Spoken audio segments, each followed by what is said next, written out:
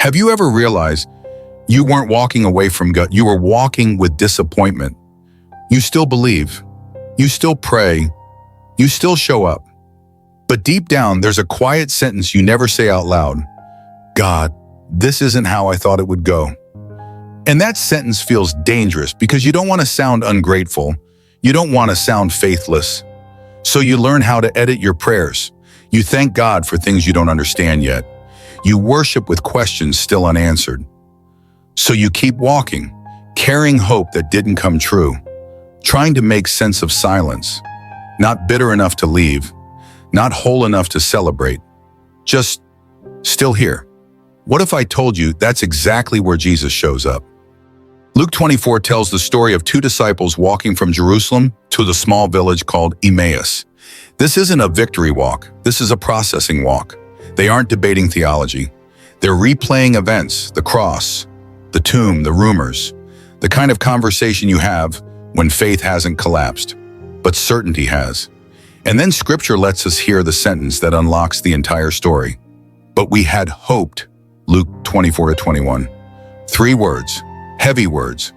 We had hoped he would redeem Israel. We had hoped this pain would mean something sooner. We had hoped God would act differently. This isn't unbelief. This is disappointment after trust. This is what happens when faith survives, but the outcome doesn't. And here's where the story gets strange.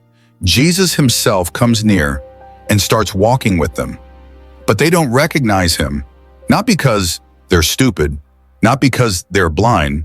Scripture says their eyes were kept from recognizing him. Luke 24:16.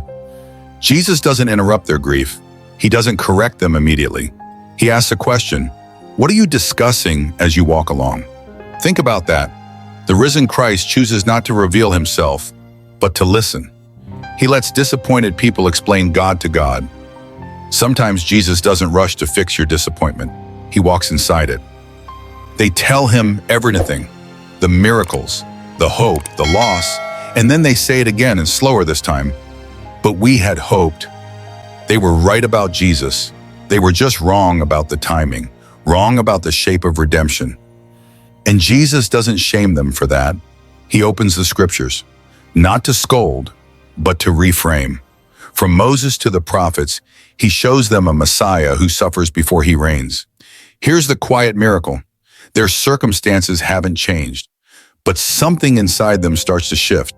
Truth doesn't land like an argument. It lands like warmth. Later they'll say, were not our hearts burning within us? Luke 24-32. Their eyes weren't opened first. Their hearts were. They reach Emmaus. Jesus acts like he's going farther. He always gives space. They invite him in. At the table he takes bread. He blesses it. He breaks it. And suddenly they see him. Jesus, live. Right there, and then he disappears. No long explanation, no extended moment, just recognition in absence. Why? Because faith doesn't always get the moment it wanted, but it gets the presence it needed. And sometimes that presence is enough to send you back into the dark, differently. Emmaus isn't about proof of resurrection. It's about God's nearness and disappointment. Jesus didn't wait until they believed correctly.